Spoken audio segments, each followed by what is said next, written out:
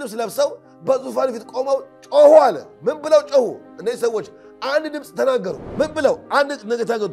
በዙፋኑ ላይ ለተቀመጠው ለአምላካቸው እንደዚህ አሉ፣ ለበጉ ማዳን ነው አሉ። የዳነው በተክለ ሃይማኖት ነው አላሉም። የዳነው በጻድቁ በሰማዕቱ ነው አላሉም። የዳነው በመጾም በመጸለይ ነው አላሉም። የዳነው ቤተክርስቲያን በመቀደስ በማስቀደስ ነው አላሉም። ያሉት ማዳን የበጉ ነው። ቀደም እንዳልኳችሁ ያ አማናዊ በግ፣ ስለ ሰዎች ኃጢአት የተሰዋ በግ፣ ስለ እግዚአብሔር ጽድቅ የተሰዋ በግ፣ ስለ ሁላችን የታየ የዓለምን ኃጢአት ያስወገደ ያ በግ ዛሬ ደግሞ በግርማው ዙፋን ቀኝ ተቀምጦ እንደዚህ አሉ፣ ማዳን ጽድቃችን፣ አቅማችን፣ ብቃታችን እዚህ የመገኘታችን ጥልቅ ሚስጥር በጉ ነው። ማዳን የበጉ ነው አሉ።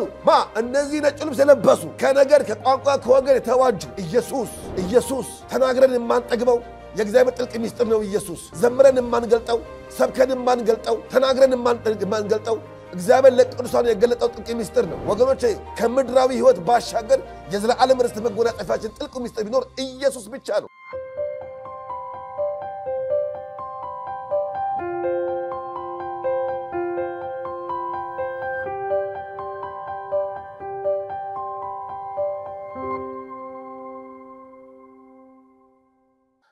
እግዚአብሔር ተመሰገነ ይሁን። እንግዲህ ከባለፈው እንደ ጀመርነው ዛሬም ደግሞ የምንቀጥለው አሁንም ስለ ክርስቶስ ኢየሱስ የማዳኑን ሥራ ነው ዛሬም የምንቀጥለው።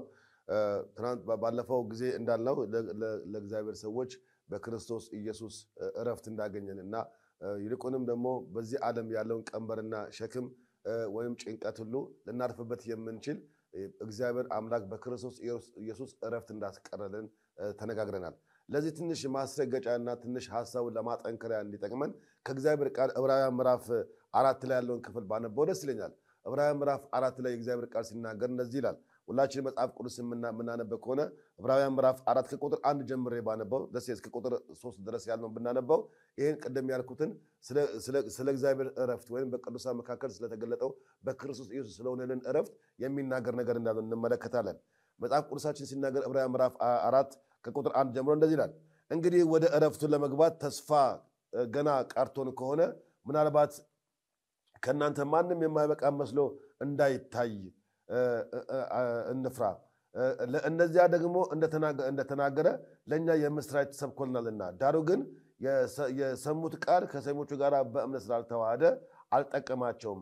ስራው ዓለምን ከፈጠረ ጀምሮ ምንም እንኳን ቢፈጸም እንዲህ ወደ እረፍቴ አይገቡም ብዬ በቁጣዬ ማልኩ እንዳለ እኛስ ያመንን ወደ እረፍቱ እንገባለን። ስለ ሰባተኛው ቀን በአንድ ስፍራ እግዚአብሔር በሰባተኛው ቀን ከሥራ ሁሉ አረፈ ብሏልና፣ በዚህም ስፍራም ደግሞ ወደ እረፍቴ አይገቡም። እንግዲህ አንዳንዶች በዚያ እንዲገቡ ስለቀሩ ቀድሞም የምስራች የተሰበከላቸው ባለመታዘዝ ጠንቅ ስላልገቡ ነው። ዛሬ ድምፁን ብትሰሙ ልባችሁንም እልከኛ አታድርጉ። በፊት እንደተባለ ይህንን ከሚያህል ዘመን በኋላ በዳዊት ሲናገር ዛሬ ብሎ አንድ ቀን እንደገና ይቀጥራል። ኢያሱ አሳርፏቸው ኖሮ ቢሆንስ ከዚያ በኋላ ስለ ሌላ ቀን ባልተናገረ ነበረ። እንግዲያስ የሰንበት እረፍት ለእግዚአብሔር ሕዝብ ቀርቶላቸዋል።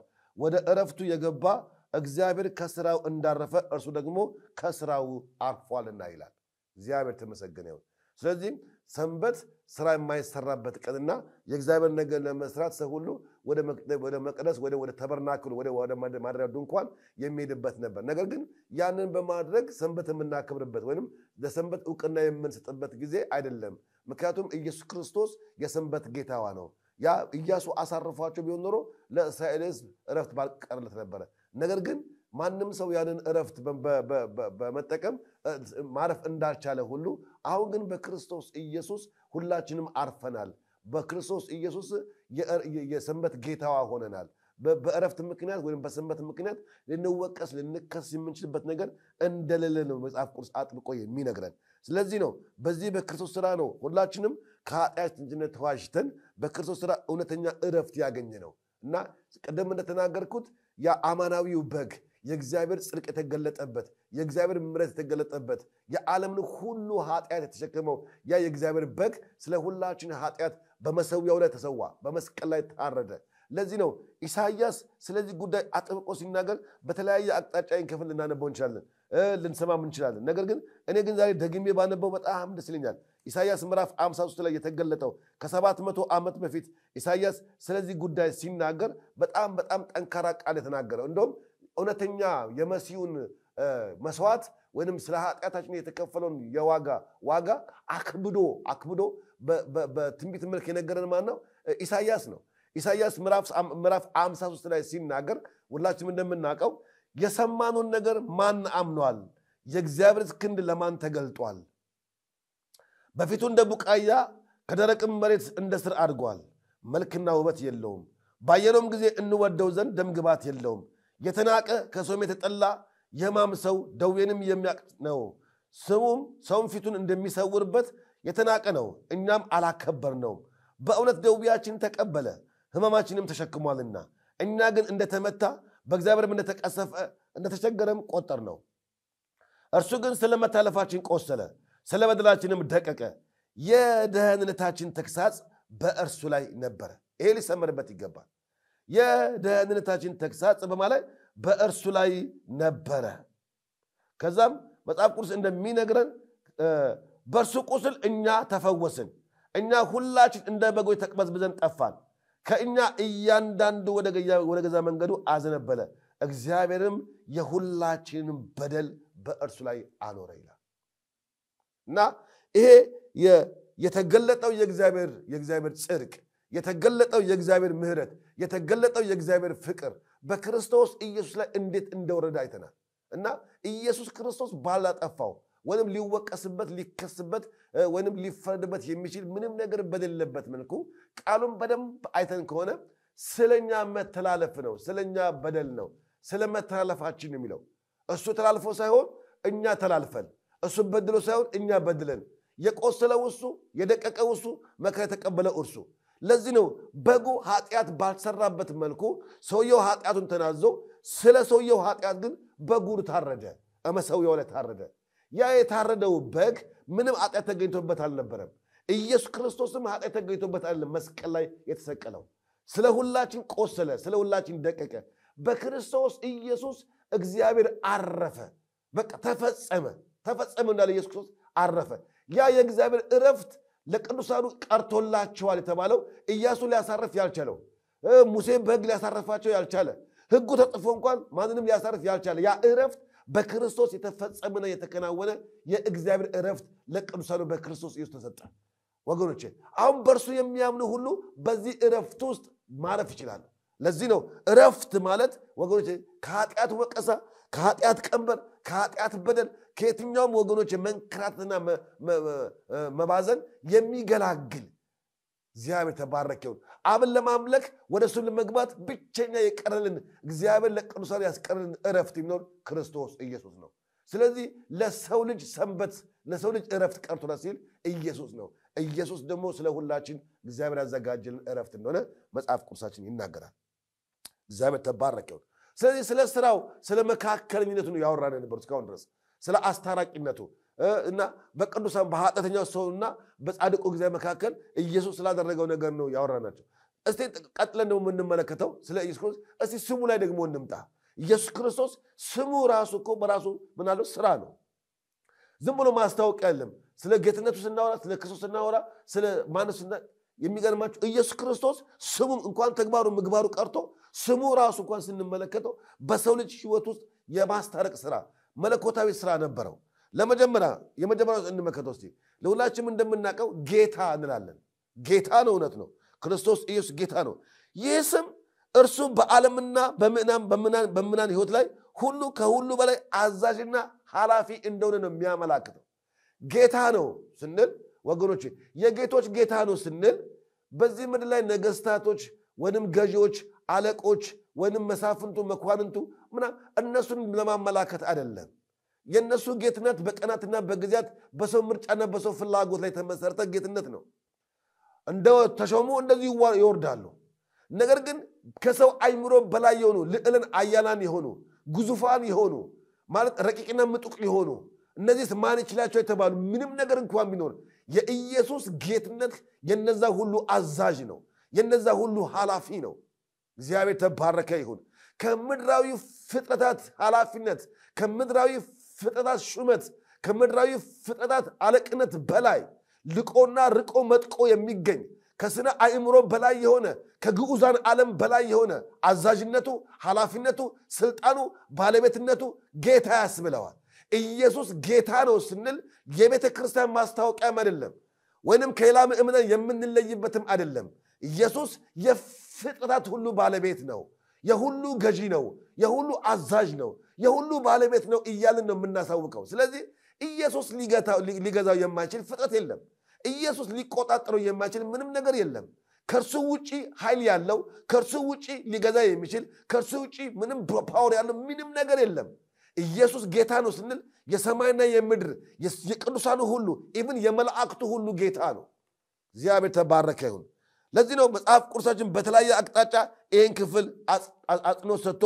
ይነግረናል ለምሳሌ አንድ ክፍል እንመልከት ዮሐንስ ወንጌል ምዕራፍ 1 ቁጥር 23 ላይ የእግዚአብሔር ቃል አንድ ነገር ይነግረናል ዮሐንስ ወንጌል ምዕራፍ 1 ቁጥር 23 ላይ የእግዚአብሔር ቃል አንድ ነገር መልሶ ይነግረናል እንደዚህ ይላል ከቁጥር 19 ጀምሮ ያነበዋለሁ አይሁድም አንተ ማን ነህ ብለው ይጠይቁት ዘንድ ከኢየሩሳሌም ካህናትና ሌዋውያን በላኩበት ጊዜ የዮሐንስም ምስክርነት ይህ ነው መሰከረም አልካደምም እኔ ክርስቶስ አይደለሁም ብሎ መሰከረ እንኪያስ ማን ነው ኤልያስ ነህን ብለው ጠየቁት አይደለሁም አለ ነብይ ነህን አይደለሁም ብሎ መለሰ እንኪያስ ማን ነህ አሉት ለላኩ መልስ እንድንሰጥ ስለራስ ምን ትላለህ አሉት እርሱም አለ ነብዩ ኢሳይያስ እንዳለ የጌታን መንገድ አቅኑ ብሎ በምድረ በዳ የሚጮው ሰው ድምጽ እኔ ነኝ አለ ምን አለ ሲናገር የጌታን መንገድ አቅኑ የማንን የኢየሱስ መንገድ አቅኑ ብሎ የተላኩ መልእክተኛ ነኝ የአዛዡን የኃላፊውን የሰላም ምድረት የስነ ፍጥረታት ሁሉ ባለቤት የሆነው የሱን መንገድ አቅኑ ብዬ የተላኩ መልእክተኛ ነኝ ይላል አንድ ይሄ ነው ሁለተኛ የምንመለከተው አንደኛ ቆሮንቶስ ላይ ሐዋርያው ጳውሎስ ሲናገር ስለዚህ ጉዳይ አጥንክሮ ይህን ቃል አጽንኦት ሰጥቶ ይነግረናል አንደኛ ቆሮንቶስ ምዕራፍ 2 ቁጥር 8 ላይ ከቁጥር 6 ጀምሮ ያነበዋለሁ እንደዚህ ይላል በበሰሉት መካከል ግን ጥበብን እንናገራለን ነገር ግን የዚህች ዓለም ጥበብ አይደለም የሚሻሩትንም የዚህች ዓለም ገዦች ጥበብ አይደለም ነገር ግን እግዚአብሔር አስቀድሞ ከዘመናት በፊት ለክብራችን የወሰነውን ተሰውሮም የነበረውን የእግዚአብሔር ጥበብ በሚስጥር እንናገራለን ከዚህች ዓለም ገዦች ደግሞአለሁ ከዚህች ዓለም ገዦች አንዱ እንኳን ይህን ጥበብ አላወቀም አውቀውትስ ቢሆን የክብርን ጌታ ባልሰቀሉት ነበረ ነገር ግን አይን ያላየችውም ጆሮ ያልሰማው በሰው ልብም ያልታሰበ እግዚአብሔር ለሚወዱት ያዘጋጀው ተብሎ እንደተጻፈ እንዲህ እንናገራለን መንፈስም የእግዚአብሔር ጥልቅ ነገርስ እንኳን ሳይቀር ሁሉን ይመረምራልና ለኛ ግን እግዚአብሔር በመንፈሱ በኩል ገለጠው በእርሱ ውስጥ ካለው ከሰው መንፈስ በቀር ለሰው ያለውን የሚያውቅ ሰው ማን ነው እንዲሁም ደግሞ ከእግዚአብሔር መንፈስ በቀር ለእግዚአብሔር ያለውን ማንም አያውቅም እኛ ግን ከእግዚአብሔር እንዲያው የተሰጠንን እናውቅ ዘንድ ከእግዚአብሔር የሆነው መንፈስ እንጂ የዓለምን መንፈስ አልተቀበልንም መንፈሳዊውን ነገር ከመንፈሳዊ ነገር ጋር አስተያየተን መንፈስ በሚያስተምረን ቃል ይህንን ደግሞ እንናገራለን እንጂ የሰውን ጥበብ በሚያስተምረን ቃል አይደለም ይላል ደግሞአለሁ ከዚህች ዓለም ጥበብ ገዦች አንዱ እንኳን ይህን ጥበብ አላወቀውም አውቀውትስ ቢሆን ኖሮ የክብርን ጌታ ባልሰቀሉት ይላል ስለዚህ ገዢዎች እንኳን አለቆች እንኳን ይህንን ጥልቅ የሆነውን የጌትነቱን ምስጢር ሊረዱት አልቻሉም ቢያውቁት ኖሮ የጌቶች ጌታ የሆነው ኢየሱስ ክርስቶስ እሱ ማን እንደሆነ ቢረዱት ኖሮ ለመስቀል አያስተባብሩም ነበር ለመግደል አይሁድን አያነሳሱም ነበር እነ ጲላጦስ እጆቻቸውን እየታጠቡ ንጹሑን አማናዊ የሆነውን ኢየሱስ ክርስቶስን ለሞት አሳልፈው አይሰጡም ነበር ጌታ ነው ስንል ማንም የማይረዳው ባለመረዳታቸው ምክንያትም ተላልፎ የተሰጠ ንጉስ ነው ኢየሱስ ስለዚህ ይሄን መጽሐፍ ቅዱስ ሲናገር ጥበብ ነው ይለዋል ማን ኢየሱስ ጥበብ ነው ጌታ ነው የእግዚአብሔር ጥልቅ ዕውቀት ነው ሰው በመንፈስ ቅዱስ ካልተረዳው በስተቀር ይሄንን ዕውቀት ሊያውቀው አይችልም የእግዚአብሔር ጥበብ የእግዚአብሔር ዕውቀት እግዚአብሔር ዓለምን ለማዳን የተጠበበበት ጥልቅ ጥበብ ቢኖር ክርስቶስ ኢየሱስ ነው ዕውቀት ነው ኢየሱስ ስለዚህ አውቀውትስ ቢሆን ኖሮ የዚህ ዓለም ገዦች ባልሰቀሉት ነበር ነገር ግን በመንፈስ ቅዱስ አማካኝነት ለኛ ግን ይሄ ምስጢር ተገልጧል ይላል እግዚአብሔር ተባረከ ይሁን ስለዚህ ጌታ ነው ስንል አዛዥ ነው ጌታ ነው ስንል ኃላፊ ነው ጌታ ነው ስንል ማንም በዚህ ምድር ላይ ጉልበት ሁሉ ሊንበረከክለት የሚችል ሌላ ጌታ የለም። ምላስም ለክብሩ ሊዘምርለት የሚችል ሌላ ነገር የለም። ብቸኛ ጌታ፣ ብቸኛ ንጉሥ፣ ብቸኛ አዳኝ፣ በስሙ ጉልበት፣ በስሙ ኃይል፣ በስሙ ብርታት የምናገኝበት ጌታ ነው ኢየሱስ። እግዚአብሔር ተባረከ ይሁን። ክብር ለጌታ ይሁን። ቀጥሎ የምንመለከተው ኢየሱስ የሚለውን ስም ነው የምንመለከተው። ይሄ ኢየሱስ የሚለው ቃል መጽሐፍ ቅዱሳችን ሕዝቡን ከኃጢአታቸው የሚያድን ነው የሚለው ትርጉሙ። የአማርኛው ቃል ትርጉሙ ሕዝቡን ከኃጢአተኝነት የሚያድን። ኢየሱስ ማለት ሕዝቡን ኃጢአተኛውን ሰው የሚያድን አዳኝ፣ ወይንም በሌላ አገላለጽ እግዚአብሔር ያድናል ማለት ነው። አሁን የእግዚአብሔር አዳኝነት በሉዓላዊነቱ በአምላካዊነቱ ወይንም ለፍጥረት ባለው መለኮታዊ አደራረጉ ሳይሆን ነፍስን ከሲኦል የሚያድን ከኃጢአት ፍርድ የሚገላግል ከወደቅንበት ውድቀት የሚታደግ ብቸኛው የማዳኛ ምስጢር ኢየሱስ ነው። ኢያሱ ከሚለው ጋር ኢያሱም የሚለው ቃል እግዚአብሔር ያድናል። ነገር ግን ኢያሱ ስያሜ ነው እንጂ ማንነት አይደለም። ኢየሱስ ግን ስያሜ አይደለም፣ ማንነት ነው። ስሙ ከማንነቱ ጋር የተቀዳጀ ነው። ማንነቱ ሌላ፣ ስሙ ሌላ አይደለም። ኢየሱስ ማንነት ነው።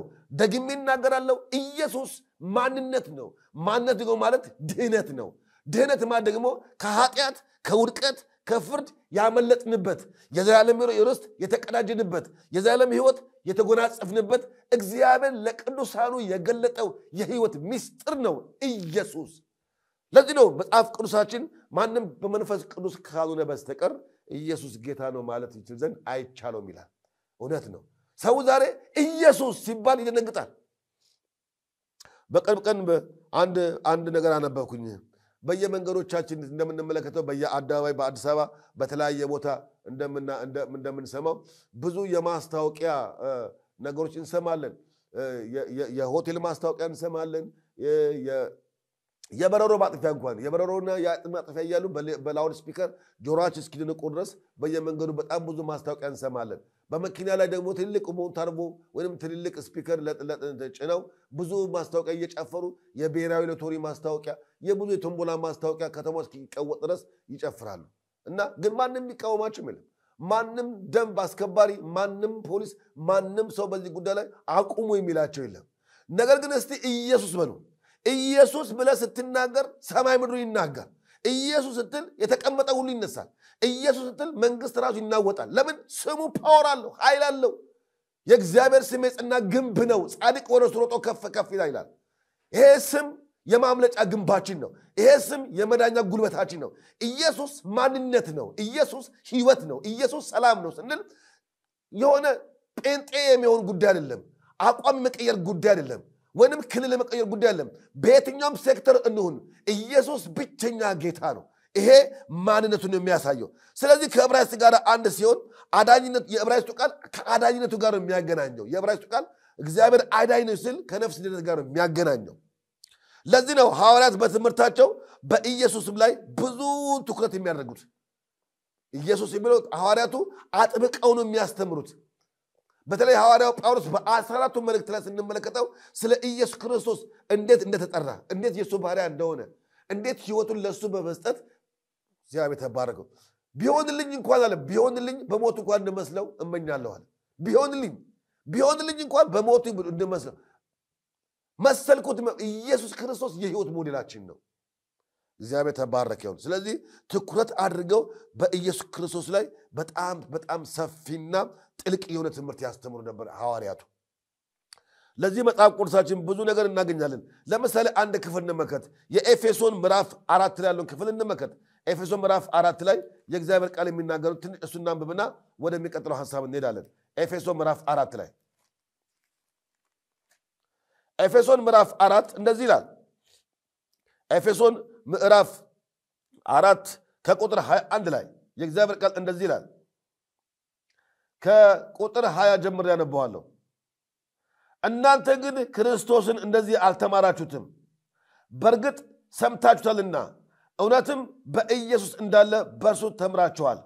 ፊተኛ ኑሯችሁን እያሰባችሁ እንደሚያታልል ምኞት የሚጠፋውን አሮጌውን ሰው አስወግዱ፣ በአእምሯችሁ መንፈስ ታደሱ፣ ለእውነትም በሚሆን ጽድቅና ቅድስና እንደ እግዚአብሔር ምሳሌ የተፈጠረውን አዲሱን ሰው ልበሱ ይላል። እግዚአብሔር ተባረከ ይሁን። ኢየሱስ የሚለበስ ልብስ ነው። ኢየሱስ የጽድቅ መጎናጸፊያችን ነው። አሮጌው ሰዋችሁን አስወግዳችሁ አዲሱን ልብስ ልበሱ። ያ ልብስ ኢየሱስ ክርስቶስ ነው።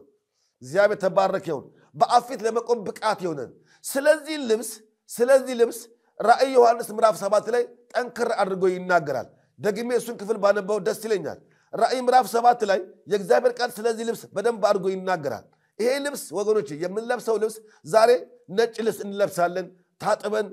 ታጥነን ብዙ ነገር ወደ ቤተክርስቲያን ለመሄድ ብዙ ሽርጉድ ብዙ ነገር እናደርጋለን። ጥሩ ነው ንጽህና፣ ጥሩ ነው ራስን መጠበቅ አያስኮንንም።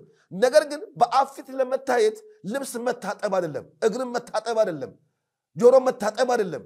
ሌላው ቤተ እምነት እንደሚያደርገው የውጪ ንጽህና መታጠብ ጥሩ ለጤንነት።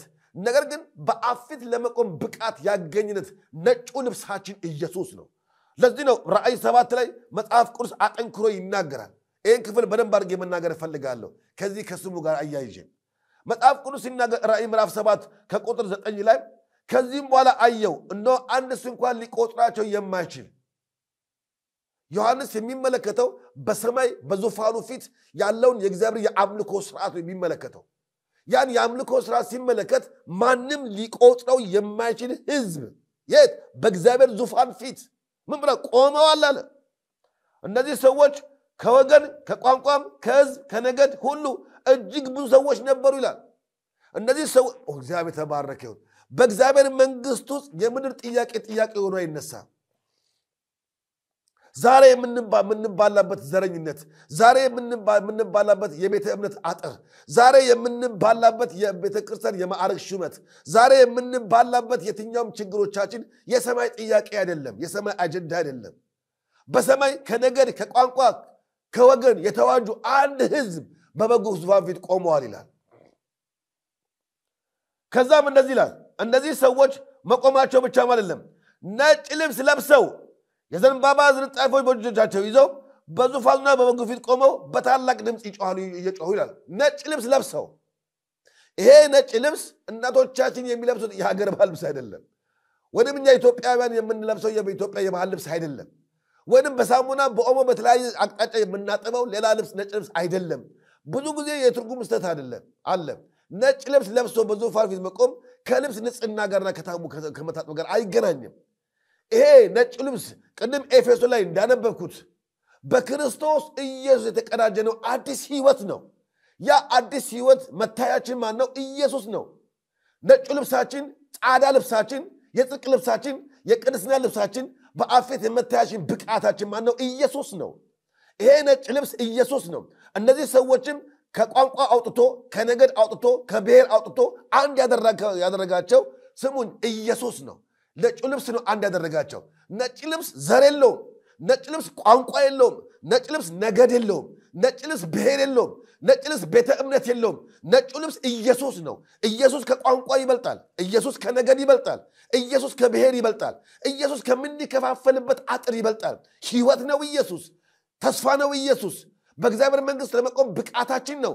እነዚህ ሰዎች ይህን ነጭ ልብስ ለብሰው በዙፋን ፊት ቆመው ጮሁ አለ። ምን ብለው ጮሁ? እነዚህ ሰዎች አንድ ድምፅ ተናገሩ። ምን ብለው? አንድ ነገር ተናገሩ። በዙፋኑ ላይ ለተቀመጠው ለአምላካቸው እንደዚህ አሉ፣ ለበጉ ማዳን ነው አሉ። የዳነው በተክለ ሃይማኖት ነው አላሉም። የዳነው በጻድቁ በሰማዕቱ ነው አላሉም። የዳነው በመጾም በመጸለይ ነው አላሉም። የዳነው ቤተክርስቲያን በመቀደስ በማስቀደስ ነው አላሉም። ያሉት ማዳን የበጉ ነው። ቀደም እንዳልኳችሁ ያ አማናዊ በግ፣ ስለ ሰዎች ኃጢአት የተሰዋ በግ፣ ስለ እግዚአብሔር ጽድቅ የተሰዋ በግ፣ ስለ ሁላችን የታየ የዓለምን ኃጢአት ያስወገደ ያ በግ ዛሬ ደግሞ በግርማው ዙፋን ቀኝ ተቀምጦ እንደዚህ አሉ፣ ማዳን ጽድቃችን፣ አቅማችን፣ ብቃታችን፣ እዚህ የመገኘታችን ጥልቅ ሚስጥር በጉ ነው። ማዳን የበጉ ነው አሉ። እነዚህ ነጭ ልብስ የለበሱ ከነገድ ከቋንቋ ከወገን የተዋጁ ኢየሱስ ተናግረን የማንጠግበው የእግዚአብሔር ጥልቅ ሚስጥር ነው። ኢየሱስ ዘምረን የማንገልጠው፣ ሰብከን የማንገልጠው፣ ተናግረን የማንገልጠው እግዚአብሔር ለቅዱሳን የገለጠው ጥልቅ ሚስጥር ነው። ወገኖቼ ከምድራዊ ህይወት ባሻገር የዘላለም ርስት መጎናጸፊያችን ጥልቅ ምስጢር ቢኖር ኢየሱስ ብቻ ነው። እነዚህ ሰዎች ይሄን ተናገሩ፣ እንደዚህ አሉ። መጽሐፍቱ እንደዚህ ብቻ ብሎ ዝም አላለም። ቀጥሎ ምንድን ነው ያለው? መላእክቱም ይላል በዛ ቦታ የተቀመጡ መላእክቶች ሚካኤል ሊሆን ይችላል፣ ገብርኤል ሊሆን ይችላል፣ ሌላም መላእክት ደርድሩልኝ። እነሱ ብቻ ማለት ሽማግሌዎች አሉ፣ በእግዚአብሔር ክብር ዙፋን የተቀመጡ ማዕት ሰዎች አሉ። ይሄን ድምፅ ሰሙ። ይሄን ማዳን የበጉን ነው የሚለውን ድምፅ ሰሙ። በሰሙም ጊዜ እንደዚህ አሉ፣ በዙፋኑ ፊት በግንባራቸው ወደቁ ይላል፣ ሰገዱ። ማዳን የበጉ ነው ስንል ሚካኤል ያን ይወድቃል። ማዳን የበጉ ነው ስንል ገብርኤል ያን ይወድቃል። ወገኖቼ ሚካኤል የሚወድቀው ለኢየሱስ ስም ነው፣ የሚሰግደው ለኢየሱስ ነው። በሰማይ ቢሆን በምድር ቢሆን ከምድር በታች ሁሉ ፍጥረት የሚንበረከክለት ስም ቢኖር ኢየሱስ ነው። መላእክቱን ማዳን የበጉ ነው ብለው ቅዱሳን ሲጮሁ መላእክቱ ሽማግሌዎቹ 24ቱም ካህናት ሁሉ በበጉ ዙፋን ፊት ወደቁ፣ ሰገዱ። ኢየሱስ ስሙ የተባረከ ይሁን። አሜን አሉ። ሚካኤል አሜን የሚለው ኢየሱስ ሲሰበክ ነው። ገብርኤል አሜን የሚለው ኢየሱስ ማዳን የበጉ ነው ሲባል ወገኖቼ ሰው እንኳን ቢቃወም፣ ሰው እንኳን አጥሩን ቢያጠቅ፣ ሰው እንኳን በሩን ቢዘጋ ወገኖቼ መላእክት አሜን የሚሉለት ያ ስም ቢኖር በጉ ነው። በጉ ማን ነው? ኢየሱስ ነው። እንዲህ አሉ፣ በረከትና ክብር ጥበብና ምስጋናም ውዳሴም ኃይልም ብርታትም ከዘላለም እስከ ዘላለም ድረስ ለአምላካችን ይሁን አሜን አሉ። እግዚአብሔር ተባረከ ይሁን። ስለዚህ ኢየሱስ ከድነት ባሻገር ለእግዚአብሔር መንግሥት የምስጋናችን ምስጢር ነው፣ የዝማሪያችን ምስጢር ነው። የህይወት ምስጢራችን ቢኖር ኢየሱስ ነው። ኢየሱስ መድኃኒት ነው፣ ሃዳኝ ነው፣ ወይንም ከኃጢአት ያመለጥንበት የእግዚአብሔር ጥልቅ ጥበብ ነው ብንል ከዚህ የተነሳ ነው። የሚገርመው ይሄ ክፍል ይሄን ብቻ ብሎ ዝም አላለም። በጣም ብጨርሰው ደስ ይለኛል።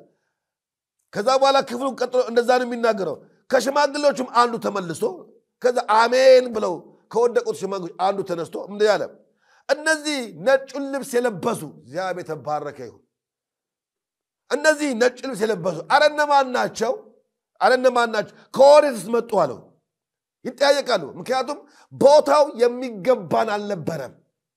የተፈረደበት ሰው፣ ከሕግ በታች የወደቀ ሰው፣ በኃጢአት ምክንያት የተኮነነ ሰው ብቃቱ በሆነ በክርስቶስ በኩል የተጎናጸፍ ነው። መጎናጸፍ እምላችሁ ከአማርኛ በላይ ነው።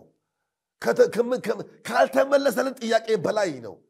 ከምንጓጓለት መንፈሳዊ ህይወት በላይ ነው። የተቀዳጀ ነው የልጅነት ስልጣን። ለዚህ ነው መላእክቱ አረ እነዚህ መላእክት አሜን የሚሉላቸው እነማን ናቸው? ነጭ ልብስ ለብሰው የቆሙት እነማን ናቸው? ኦርቶዶክሶች ናቸው? አይደሉም። ወንጌላውያን ናቸው? አይደሉም። ካቶሊኮች ናቸው? አይደሉም። ሌላም ጥሩልኝ አይደሉም። አንድ ያደረጋቸው ነገር ይናገራል። ምናለ ሲናገር እንዲህ ይመላል፣ እኔም ጌታ ሆይ አንተ ታውቃለህ አልኩት። እንደዚህ ሲናገር እነዚህ ከታላቁ መከራ የመጡ ናቸው፣ ልብሳቸውን አጥበው ማለት ያ ቤት ተባረከ ይሁን። የምናጥበው በሳሙና የምናለቀልቀው ልብሳችንን ሳይሆን በክርስቶስ ደም ኃጢአታችን ታጥቦ ሕሊናችን ነጽቶ ብቃት ያገኝንበት ኢየሱስ በበጉ ደም ስላነጻን ምን አለ? ልብሳቸውን አጥበዋል። የታጠብንበት የልጁ የኢየሱስ ክርስቶስ ደም ከኃጢአት ሁሉ ያነጻል የምንለው ለዚህ ነው። ስለዚህ ብቃት ያገኝንበት የመንጻት አቅማችን ያገኝንበት ብቸኛው ብቃታችን የበጉ ደም ነው። የበጉ ደም በዚህ ምክንያት ልብሳቸውን አነጹአል፣ አጠቡአል። ከዛ ቀጥሎ ምን አለ? ስለዚህም በእግዚአብሔር ዙፋን ፊት ሌት ተቀን ያመልኩታል። ብቻም አይደለም በዙፋኑ ላይ የተቀመጠው በእነርሱ ላይ ያድርባቸዋል። ከእንግዲህ ወዲህ አይራቡም፣ ከእንግዲህ ወዲህ አይጠሙም፣ ፀሐይ ትኩሳትም ሁሉ ከቶ አይወርድባቸውም። በዙፋኑ መካከል ያለው በጉ እረኛቸው ይሆናልና። እግዚአብሔር ተባረከ ይሁን። ወደ ሕይወቷ ምንጭም ይመራቸዋልና እግዚአብሔር እንባዎቻቸው ሁሉ ያብሳል ይላል መጽሐፍ ቅዱስ። የምንሰብከው ዛሬ ተረት አይደለም። የምንሰብከው ዛሬ ወገኖቼ የሰውን ጓዳ መጎርጎር አይደለም። የሰው ውድቀት መናገር አይደለም። የሰውን ፌለሪቲ ማውራት አይደለም። ይሄ ወንጌል አይደለም። ወንጌል ኢየሱስ ነው። ኢየሱስ ክርስቶስን መስበክ የሚገባን ዘመን ቢኖር ይሄ ዘመን ነው። የሰው ልጅ ከነ ውድቀቱ ወደ ሞት ሊነዳ አይገባውም። ከነስተቱ ስተት እየደገምን ስተት በስተት አይታከምም ስለዚህ ወገኖች እሱም በመውራት ጊዜ ልንናቃጥል አይገባም እነዚህ ከኦሪት መጡ ልብሳቸው በበጉደም አነጸዋል አሁን የነጻ ሰው የተፋውን ነገር መልሶ አያወራ አዲስ ሰው የሆነ በክርስቶስ ኢየሱስ አዲስ የሆነ ሰው የተፋውን ነገር መልሶ እያወራ ዛሬ እንዳገለገለ የሚያወራበት ወቅት አይደለም ሰብከን ያልጠገብነው ተናግረን ያልጨረስነው ኢየሱስ አለ እሱን መስበክ ነው የሚጠበቅብን ስለዚህ ወንጌላችን ሕይወት ነው ወንጌላችን የዘላለም ርስት ነው ወንጌላችን ለቅዱሳን ተስፋ ነው ወንጌላችን ለሚጠፋው ዓለም ሁሉ ተስፋ ነው ኢቭን ለሚጠፋው ፍጥረት ሁሉ ተስፋ ነው ወንጌል ሕይወት ነው ወንጌል ተስፋ ነው ወንጌል አቅም ነው ወንጌል የማምለጫ ግንባችን መማጽኛ ከተማችን ነው ወንጌል የዘላለም ርስታችን ነው ለዚህ ነው በበጉ ዙፋን ፊት ቆመው ሌት ተቀን ሲያመልኩት መጽሐፍ እንደሚናገር በጉ ራሱ በመካከላቸው ያድራል እግዚአብሔር ከኛ ጋር ይሆናል ከዚህ በኋላ አይራቡም ከዚህ በኋላ አይጠሙም ከዚህ በኋላ አያለቅሱም ለምን በጉ ኢየሱስ በመካከላቸው ስላለ እዚህ ሕይወት ሰው እንዴት ያመልጣል ሰው እንዴት ይሄን ሕይወት ሰው ከሳተ በብዙ ነገር ይስታል እንጂ ሰው በኢየሱስ እንዴት ይስታል እንዴት በኢየሱስ ይፎረሻል ኢየሱስ እኮ ወገኖቼ ተናግረን የማንጠግበው ሕይወት ነው ለዚህ ነው ስሙ በጣም ብርቱ ስም ነው ገና አልገባንም ገና አልተገለጠልንም በኢየሱስ የተቀዳጀናቸው የሕይወት ጥልቅ ሚስጥሮች ወገኖቼ መጽሐፍ ራሱ እንኳን የሚገልጠው አይመስለኝም መጽሐፍ ቅዱሳችን ራሱ ኢየሱስን ገልጦ የሚያበቃ አይመስለኝም ኢየሱስ በመጽሐፍ ቅዱስ ከተገለጠው በላይ ነው እግዚአብሔር የተባረከ ይሁን ኢየሱስ ስሙኝ ሰዎች ከሚሰብኩት በላይ ነው ኢየሱስ ከመንፈሳዊ ልምዶቻችን በላይ ነው ኢየሱስ ተሳካለት ውጤታማ ነው ብለን ከምንጠቅሰው አገልጋይና ቤተክርስቲያን በላይ ነው ኢየሱስ በዚህ ምድር ላይ ልንለካው አንችልም የእግዚአብሔር ጥልቅ ሚስጥር ነው ቀጥሎ የምንመለከተው ክርስቶስ ነው አሁን ስሙና ስራውን ነው የምናገናኘው ክርስቶስ የግሪክ ቃል ነው ክርስቶስ የሚለው ቃል የግሪክ ቃል ነው እና መሲህ ዕብራይስጡ መሲህ ይለዋል መሲህ ክርስቶስ በእግዚአብሔር ተመረጠና የተቀባ የእግዚአብሔር ልጅ መሆኑና የእርሱ ዕቅድ የሚያደራጅና የሚፈጽም መሆኑን ያሳያል የተቀባ ክርስቶስ የግሪክ ቃል ነው መሲህ ይለዋል ዕብራይስጡ አማርኛችን ግን የተቀባ ምንድነው የተቀባው የእግዚአብሔርን ስራ ለመስራት ያደራጃል ይሰራል ያከናውናል እግዚአብሔር ተባረከ ይሁን የእግዚአብሔር ቃል በማቴዎስ ወንጌል ምዕራፍ 16 ላይ አንድ ቃል ይናገራል እሱን ክፍል ባነበው በጣም ደስ ይለኛል የማቴዎስ ወንጌል ምዕራፍ 16 ላይ መጽሐፍ ቅዱስ አውጥታችሁ ለምታነቡ ሰዎች ይህን ክፍል ሁላችንም እንድናነበው እፈልጋለሁ የማቴዎስ ወንጌል ምዕራፍ 16 ከቁጥር 16 ማቴዎስ 16 ቁጥር 16 እንደዚህ ይላል ከቁጥር 15 ጀምሬ ያነበዋለሁ ጴጥሮስም መልሶ ምሳሌውን ተርጉምልን አለው ኢየሱስም እንዲህ አለ እናንተ ደግሞ እስካሁን የማታስተውሉ ናችሁን ወደ አፍ የሚገባ ሁሉ ወደ ሆድ አልፎ ወደ እዳሪ እንዲጣል አትመለከቱምን ከአፍ የሚወጣ ግን ከልብ ይወጣል ሰውንም የሚያረክሰው ያ ነው ከልብ ክፉ ሐሳብ መግደል ምንዝርነት ዝሙት መስረቅ በውሸት መመስከር ስድብ ይወጣልና ሰውን የሚያረክሰው ይህ ነው እንጂ ባልታጠበ እጅ መብላት ሰውን አያረክስም ኢየሱስም ከዚያ ወጥቶ ወደ ጢሮስና ወደ ሲዶና አገር ሄደ እነሆም ከነናዊት ሴት ከዚያ አገር መጣ ጌታ ሆይ የዳዊት ልጅ ሆይ ማረኝ ልጄ ጋኔን ክፉኛ ይዞታል ብላ ጮኸች እርሱ ግን አንዳች አልመለሰላትም ደቀ መዛሙርቱም ቀርበው በኋላቸው ትጮኻለችና አሰናብታት እያሉ ለመኑት እርሱም መልሶ ከእስራኤል ቤት ለጠፉት በጎች በቀር አልተላኩም አለ አሁን ለእስራኤል ቤት እንደተላከ ይነግረንና አልተላኩም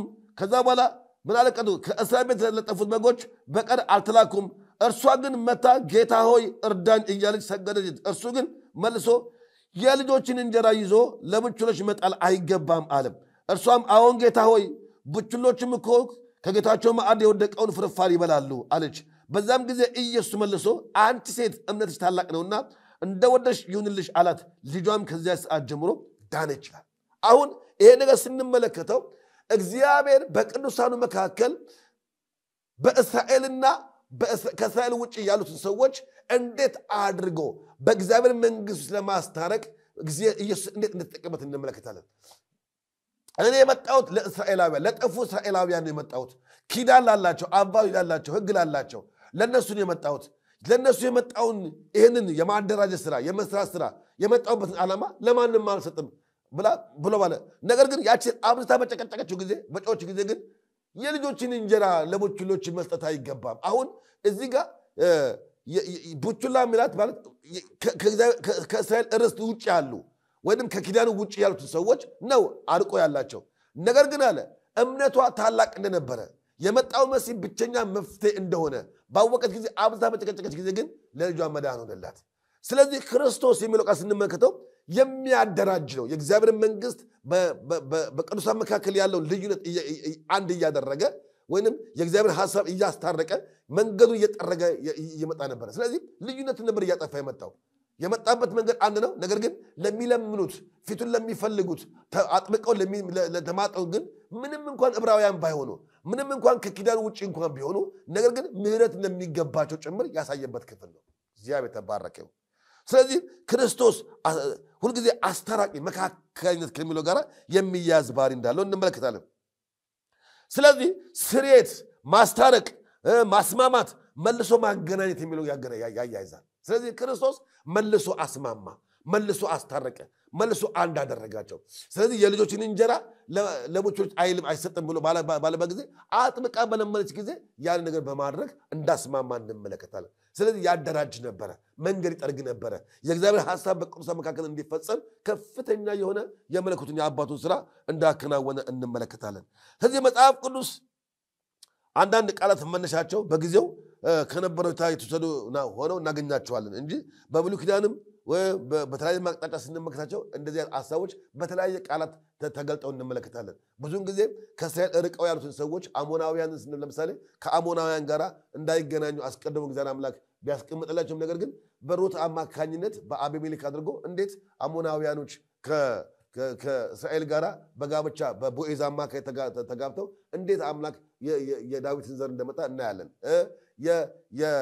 የከናይቷን ረዓብን ብንመለከታት ከነዓናዊት ረዓብ ናት፣ ምንም ነገር አታውቅም። ነገር ግን ለእስራኤላውያን ባደረገችው በጎነት እንዴት መጽሐፍ ቅዱስ እንደገባች እንመለከታለን። ይህ የእግዚአብሔር ጥልቅ አሰራር ነው። በዚህ ሰዓት ስንመለከት ደግሞ እቺ የልጆችን እንጀራ ለቡችሎች አይሰጥም ተብላ የተናቀችዋን ሴት እንዴት አድርገው አብዝታ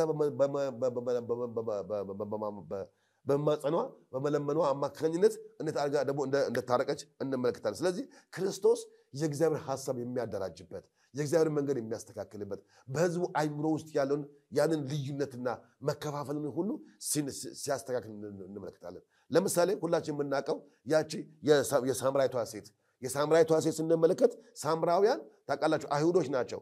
ነገር ግን በብሉይ ኪዳን ውስጥ የተከፋፈለ ትውልድ ነው እና አይሁዳውያንና ሳምራውያን አይገናኙም ነበረ እና ኢየሱስ ክርስቶስ ዋናው ሴትዮዋ ውሃ ማጠጭኝ ከዚህ ውሃ የሚጠጣ ሁሉ ይጠማል፣ እኔ ከኔ የሚወስድ ሁሉ አይጠማም እያለ ወደሱ የሚያቀርባት ሴትዮዋን ለማዳንና ከተማ ለመጥራት ብቻ ሳይሆን በአይሁድና በሳምራውያን መካከል ያለውን ልዩነት ለማስታረቅ ወይም ያለውን አንድነት ለማገናኘት የሄደበት መንገድ ነው። ስለዚህ ክርስቶስ መንገድ ነበር የሚያስተካክለው፣ ህይወት አባቱ ፍቃድ ነበር ስለዚህ ክርስቶስ ስንል ምን ብለን መልሶ የሚያገናኝ የሚያስማማ ወይም የሚያስታርቅ የሚለውን ቃል ከዚህ ጋር ልናገናኘው እንችላለን እናስባለን። ስለዚህ ኢየሱስ በብዙ አቅጣጫ ልንመለከተው እንችላለን። ስሙ የተባረከ ይሁን፣ እግዚአብሔር የተባረከ ይሁን። ስለዚህ እግዚአብሔር የተባረከ ይሁን።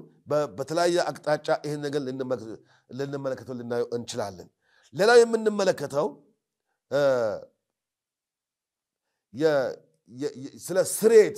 ስለ ስሬት ወይም ተገቢ ዋጋ ስለ መክፈል የሚለው ስሬት ወይም ተገቢ ዋጋ ስለ መክፈል ወይም በመክፈል ስለሚከፈለው ዋጋ የሚደረገውን የአገልግሎት እንቅስቃሴ በተወሰነ መልኩ ደግሞ እንመልከት። ለምሳሌ የስሬት አስፈላጊነት ምንድነው? ስሬት ለምንድነው ለሰው ልጅ ስሬት የሚያስፈልገው ብለን ይቅርታ የሚያስፈልገው ወይም ስለ ኃጢአተኛ ሰው ለምንድነው እሱ ያናል ዋጋ እስኪከፈል ድረስ ያንን የመለኮት ስራ መስራት ያስፈልገው ብለን ስንመለከት ወደ 4-5 ነጥቦችን ማየት እንችላለን። ለምሳሌ የስሬት ዋና አስፈላጊነት አንደኛ ስሬት የእግዚአብሔር ቅድስና መታያ ነው። እግዚአብሔር ቅዱስ ስለሆነ ስለ ኃጢአት ስለሚደረግ በደል ሁሉ ዋጋ ሊከፈልና ስለዛ ነገር ላይ ሊወቀስ የሚችልና ሊከስ የሚችል አካል መኖር የለበትም። ለዚህ ነው እግዚአብሔር አምላክ ቅዱስና ጻድቅ ስለሆነ ስለ በደልና ስለተሰራ ኃጢአት መተላለፍ ስሬት ዋጋ ሊከፈል ይገባል። ስለዚህ ነው ኢየሱስ ክርስቶስ ስለ ሁላችን ስርየት ይሆን ዘንድ በመስቀል ላይ ተሰዋው። ምክንያቱም እግዚአብሔር ቅዱስ ነው፣ እኛ ኃጢአተኛ ነን፣ እሱ ንጹህ ነው። ስለዚህ በሱ ንጽህናና በሱ ቅድስና ነው ወደ አብ ቅድስና መግባት የቻልነው። ኢየሱስ ባይሰረይልን ኖሮ ኢየሱስ ዋጋ ባይከፍል ኖሮ የእኔና የእናንተ ቅድስና ዋጋ የለውም። ስለዚህ ሰው በራሱ ቅዱስ መሆን አይችልም። ሰው በራሱ ጻድቅ መሆን አይችልም። ሰው በራሱ ንጹህ መሆን አይችልም። ስለዚህ ንጹህ መሆን የምንችለው ቅዱስ መሆን የምንችለው ስርየት ባገኝንበት በልጁ በክርስቶስ በኩል ነው። ስለዚህ ይሄ የእግዚአብሔር በሐሳብም በቃልም በስራውም ሁሉ ቅዱስ ነው። መጽሐፍ ቅዱሳችን ዘሌዋውያን ምዕራፍ 19 ቁጥር 2 ላይ እግዚአብሔር በተለያየ አቅጣጫ ስንመለከተው ቅዱስ ነው። በስራም ቅዱስ ነው፣ በቃልም ቅዱስ ነው። ኢየሱስ እግዚአብሔርም ቅዱስ ነው። ስለዚህ ቅዱስ አምላክ ለማምለክ ምን ይፈለጋል? ቅዱስ መሆን ይጠይቃል። ስለዚህ ቅድስና እንዴት ይመጣል? ከጽድቅና ከድነት ባሻገር ቅድስና ማለት መለየት፣ የተለየ ቅዱስ ነው ስንል ቅዱስ ስንል ልዩ ማለት ነው። የተቀደሰ የተለየ መቀደስ፣ መለየት። ስለዚህ ቅድስና የምንለው ዝም ብሎ አይመጣም። ዝም ብሎም ስለፈለግነው የምንቀበለው አይደለም። ቅድስና ባቀደሰን በክርስቶስ ስርየት በሆነልን በክርስቶስ ኢየሱስ የምንቀዳጀው ነው። ስለዚህ በራሳችን ቅዱስ መሆን አንችልም። ስለዚህ ለምንድን ነው የምንቀደሰው ስንል እግዚአብሔር ቅዱስ ስለሆነ፣ እግዚአብሔር ንጹህ ስለሆነ። ዕንባቆም ምን ይላል? አውቃለሁ እግዚአብሔር ዓይኖቼ ጠማማነት የሚመለከቱ ዘንድ አይቻልም ይላል። ጠማማ ነገር ማለት እግዚአብሔር የሚደፈር አምላክ አይደለም። እግዚአብሔር የምንለማመደው አምላክ አይደለም። እግዚአብሔር የምንደፋፈረው አምላክ አይደለም። ስለዚህ በኑሯችን ቅዱስ፣ በንግግራችን ቅዱስ፣ በሕይወታችን ቅዱስ። ቅድስና ወገኖቼ የእግዚአብሔር መታያ ነው። ስለዚህ ራሳችን አንደኛ ራሳችን ይጠቅመናል። መቀደስ ራስ ይጠቅማል። ብዙ ጊዜ መድረክ መልመድ፣ ቃላትን መልመድ፣ የእግዚአብሔር መንፈስ መለማመድ ወይንም ረጅም ዘመን ስላገለገልን ኃጢአትን እንደቀላል ነገር አይቶ ማየት ወይንም ሰው ስላላየን ሰው ስላልተመለከተን ወገኖች የምናደርጋቸው የድፍረት ኃጢአቶች ዋጋ ያስከፍላሉ። ለምን? እግዚአብሔር ቅዱስ ስለሆነ ቅዱስ መስዋዕት ይፈልጋል። በቅዱስ መሠዊያው ላይ ቅዱስ መስዋዕት ይፈልጋል። ስለዚህ ሳንቀደስ መዘመር አንችልም። ሳንቀደስ መስበክ አንችልም። ግን ሰው በራሱ መቀደስ አይችልም። የቅድስናችን መለኪያው ክርስቶስ ኢየሱስ ነው። በእርሱ ሆነን ቅዱስ የሆን ነው። በእርሱ ሆነን ንጹህ መሆን የምንችለው ስለ ኃጢአታችን ዋጋ የከፈለን እሱ ስለሆነ፣ ስለ ኃጢአታችን ቤዛ የሆነን እሱ ስለሆነ በእርሱ በኩል ካልሆነ በስተቀረ ወደ ቅዱስ መግባት ወደ ቅድስና አደባባይ መግባት አይቻልም። ቀደም እንዳልኳችሁ ወደ አደባባይ አለ፣ የብሉይ ኪዳን ድንኳን አደባባይ አለ፣ ቅድስተ ቅዱሳን አለ፣ ደግሞ ቅድስት አለ። ስለዚህ አሮን ሲገባ በጣም ብዙ መስዋዕት ተከፍሎ ደም ፈሶ ታጥቦ ተቀድሶ የሞተ ነገር አይም የሚያሰክር ነገር አይጠጣም። በጣም በብዙ ነገር ይቀደሳል። ለምን? ቅዱሱ እግዚአብሔር በሚታይ ነገር ላይ እንኳን ቅድስና ይፈልጋል። በአዲስ ኪዳን ደግሞ ስንመለከት ይህንን እንኳን አንደፍረውም። አንድ ጸድቅ ያለኝና ከዚህ በኋላ እንኳን ኃጢአት ብሰራ ችግር የለውም አይባልም። ምክንያቱም እግዚአብሔር ቅዱስ ነው። ቅዱሳን እስከሆነ ድረስ የቅድስና ሕይወት ከኛ ይጠበቃል። ቅድስና ልንለማመደው የሚገባ ሕይወት ነው። ስለዚህ ለዛ ደግሞ እግዚአብሔር አምላክ ንጹህ መስዋዕት ሆኖ በልጁ በኩል ስርየት አግኝተናል። ስለዚህ ስለ ኃጢአት ሊወቅሰን የሚችል ማንም የለም። ነገር ግን ነፃ አግኝተናልና ሕይወት ተካፍለናልና በክርስቶስ ኢየሱስ መንፈሳዊ ነገር ተጎናጽፈናልና ከዚህ በኋላ ሊከሰን የሚችል ማንም የለም ብለን ወገኖች ባገኘነው መንፈሳዊ ነፃነት ላይ ቅድስናችንን አናረክስም። በጣም ስተት ነው። ስለዚህ ባገኘነው የሕይወት ልምምድ ላይ ቅድስና አናረክስም። ቅድስናችን ክርስቶስ ነው። በእርሱ ሆነን ግን ሕይወታችንን በጽድቅ በአግባብ በስርዓት በእግዚአብሔር ቃል መመሪያና ሕይወት ልንኖረው ይገባል። ስለዚህ ቅድስና የእግዚአብሔር ማንነቱ ነው። በቃ እግዚአብሔር ቅዱስ ነው ስንል እግዚአብሔር እርኩሰት የለም፣ ጨለማ በእርሱ ዘንድ የለም። እግዚአብሔር ጋር የሆነ ይሳሳት የሆንን እግዚአብሔር አምላክ አድርጎታል፣ እግዚአብሔር አምላክ ዝም ብሎታል ብለን የምናጠጋጋው እርክሰት የለም፣ የምናለማምደው እርክሰት የለም፣ ወይንም ለአይምሯችን ለስንፍናችን የምንሰጠው ስህተት የለም። ምክንያቱም እግዚአብሔር ለድርድር የማይቀርበት ትልቁ ነገር ቢኖር ቅድስና ነው። እንደውም እስራኤላውያን ቅድስና ለእግዚአብሔር ይሁን ብለው በግንባራቸው ላይ ይለጥፉ ነው። በተለይ ሌዋውያኖቹ የማደሪያውን ድንኳን የሚያጥቡ ሜራሪ የሚባሉ ጌርሳ የሚባሉ ቃት የሚባሉ የማደሪያውን ድንኳን የሚጠራርጉ ተራዳ ድንኳን የሚሸከሙ እነዚህ ሁሉ እስራኤላውያን ናቸው። ነገር ግን ወደ ማደሪያው ድንኳን ሲጠጉ እነሱ እንኳን ባይቀደሱ ግንባራቸው ላይ ቅድስና ለእግዚአብሔር ይሁን ብለው ይጽፉ ነበር።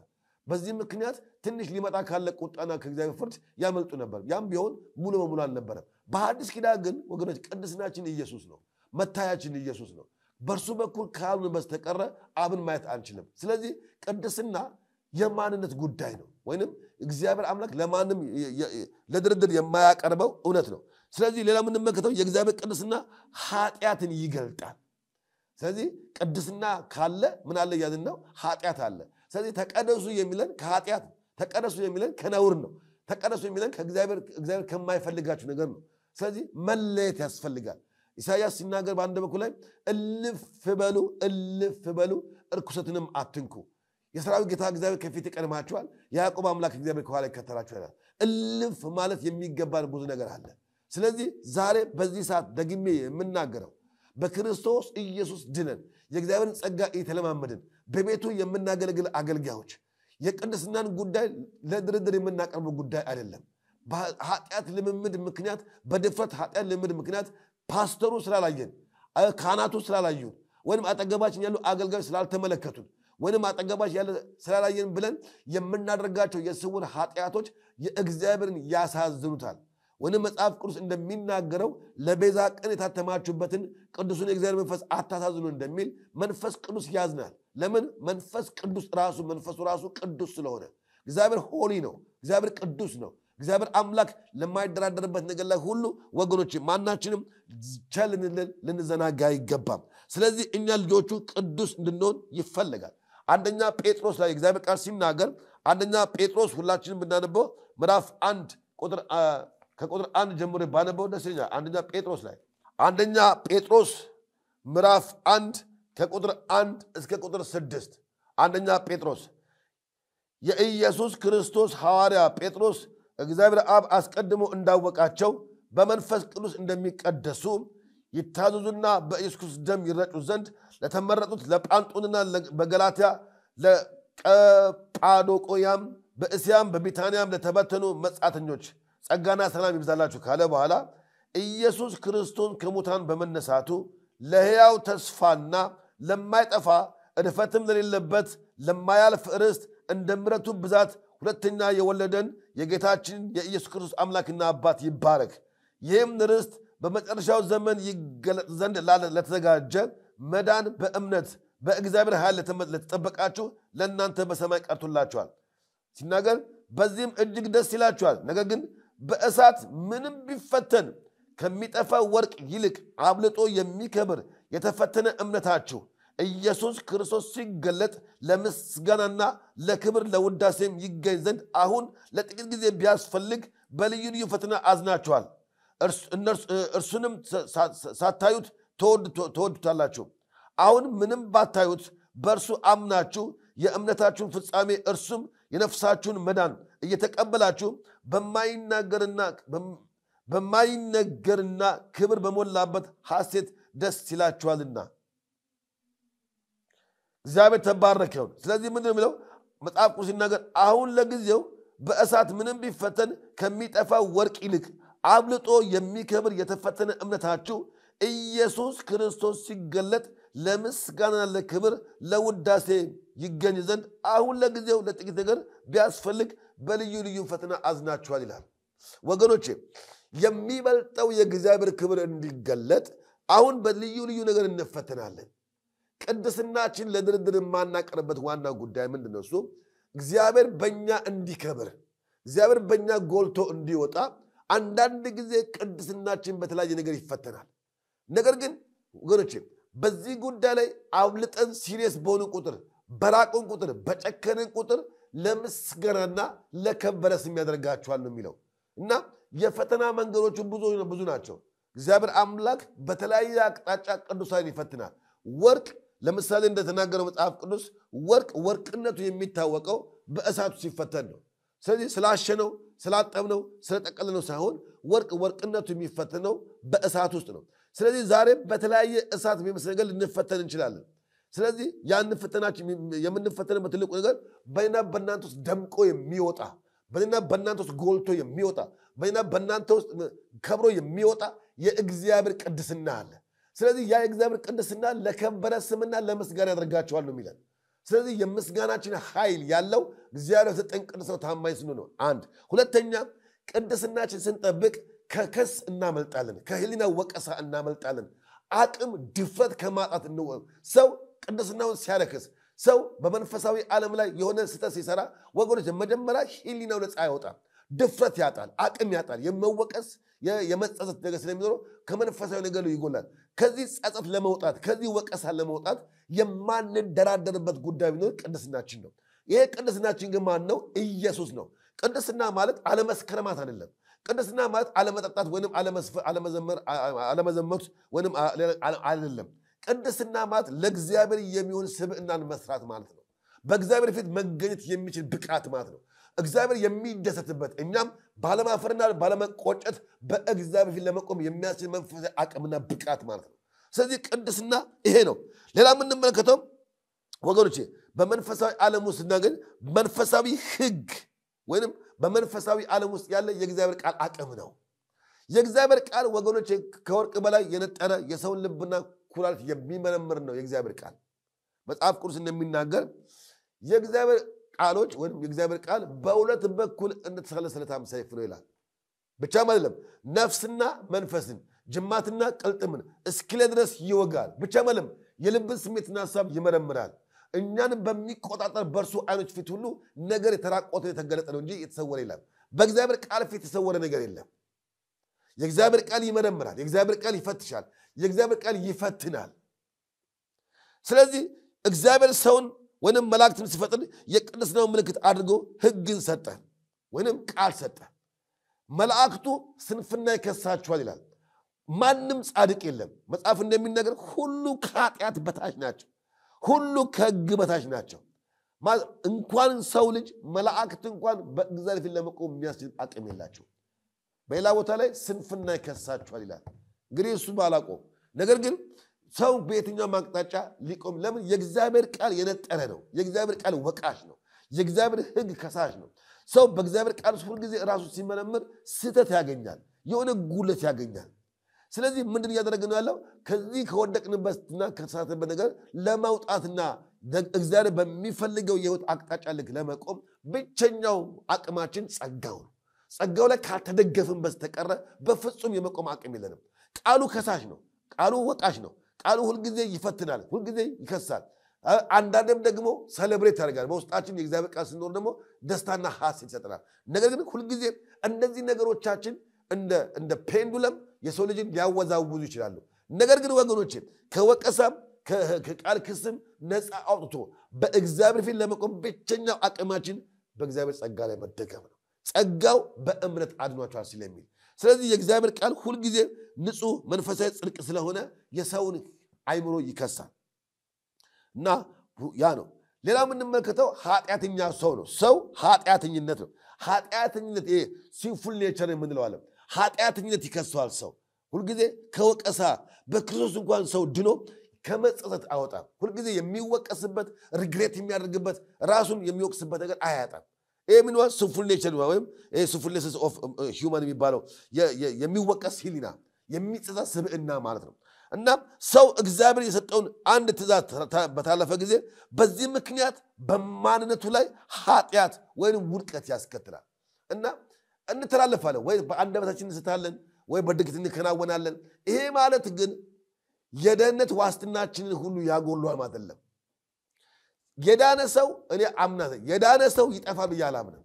ጸጋው በእምነት ያዳነው ሰው በእግዚአብሔር ልጅነት የተቀዳጀ ሰው በእግዚአብሔር መንግስት የወረሰ ሰው እግዚአብሔር አምላክ ሳይጸጸት ኃጢአተኛውን ካጸደቀ ለኃጢአተኛው ምሕረት ካደረገ በራሱ ጽድቅና በራሱ ማነት ታምኖ እንጂ ባዳነው ሰውዬ ቁመና ላይ ታምኖ አይደለም።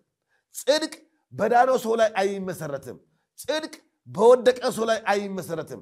ጽድቅ ምሕረት ባገኘ ሰው ላይ አይመሰረትም። ጽድቅ የሚመሰረተው ባጸደቀን በክርስቶስ ላይ ነው። ስለዚህ ሰውየው አምኖ ከመጣ በኋላ ከጸደቀ በኋላ እንደገና ወገኖቼ ነገ ለማጥፋታችን ዋስትና አይደለም። የዳነ ሰው አያጠፋም አይሳሳትም አይደለም። ምሕረት ያገኘነው እኮ ነገ ተመለሰን አናጠፋም ማለት አይደለም። እናጠፋለን፣ እንበድላለን። በዚህ መጽሐፍ ቅዱስ ልጆች ሆይ ኃጢአት አትስሩ ወይም ኃጢአት አታድርጉ። ነገር ግን ኃጢአት ብትሰሩ ብትሳሳቱ ጠበቃ አላችሁ፣ ዋስትና አላችሁ። ጋራንትር ነን፣ ዋስትና አለን። ይሄ ማለት ግን ለኃጢአት እድል ፈንታ መስጠቱ ማለት አይደለም። ኃጢአት እንኳን በሰራ እግዚአብሔር ምሕረት ያደርገኛልና ተመልሼ ኃጢአት ሰራለሁ ማለት አይደለም። የዳነ ሰው ዘሩ በውስጡ የለም። የምን የኃጢአት ዘር በውስጡ የለም። ዘር ተቀይሯል። በክርስቶስ ኢየሱስ እኔና እናንተ አዲስ ፍጥረት ነን። አሮጌው ሰዋችን አስወግደናል። አሮጌው ማንነታችን አስወግደናል። ለአዲስ አስተሳሰብ፣ ለአዲስ ቁመና፣ ለአዲስ ህይወት በመንፈስ ቅዱስ አማካኝነት የተለወጥን የጸደቅን ሰዎች ነን። እኛ ከዚህ ልንጎድል አይገባም። የጸደቀ ሰው ተመልሶ ይኮነናል ብዬ አላምንም። ምክንያቱም ከዚህ ከፍርድና ከኩነኔ ወጥተናል። ነገር ግን ይሄ የጸደቀ ሰውዬ አይሳሳትም አይደለም፣ አያጠፋም አይደለም። ለዚህ ነው የእግዚአብሔር ቃል ይወቅሳል። ነገር ግን በክርስቶስ ኢየሱስ በንስሐ በይቅርታ በክርስቶስ ደም ይታጠባል። ተመልሶ ደግሞ እንደገና በአብ ፊት የመቆም ልፍት ያገኛል። ስለዚህ ጻድቅ ይወድቃል፣ ጻድቅ ይሳሳታል፣ ግን ተመልሶ ደግሞ ይቆማል። መጥፎነቱ በዛው ወድቀን ስንቀር ነው፣ በዛው ተሳስተን ስንጠፋ ነው። ነገር ግን ማንም ሰው ኃጢአት እንኳን ቢሰራ ቢወድቅ ቢያጠፋ ከእርሱ የማይጠበቅ ነገር እንኳን ቢያደርግ መሸሸጊያው እግዚአብሔር ነው። ዙፋኑ ስር መውደቅ ነው ያለበት። ከጸጋው መጉደል የለበትም። በእግዚአብሔር ዙፋን ፊት መውደቅ አለበት። እግዚአብሔር የምህረት አምላክ ስለሆነ ስለዚህ ነው ሰው ኃጢአተኛ ነው። ሰው የሚወቀስበት ነገር አለ። ከዚህ የተነሳ ከዚህ ነገር ሊያወጣን የሚችል ማን ነው? እሱ የክርስቶስ ደም ብቻ ነው። ይሄን ማወቅ ከቻልን በጣም ትልቅ ነገር ነው።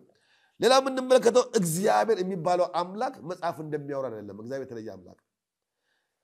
ኢሳይያስ ምዕራፍ 59 ቁጥር 9 ላይ አንድ ነገር ይናገራል። ከዚህ ሐሳብ ጋር የሚያገናኝ ጥሩ ጋር ስለሆነ ከዚህ ጋር ላገናኘው።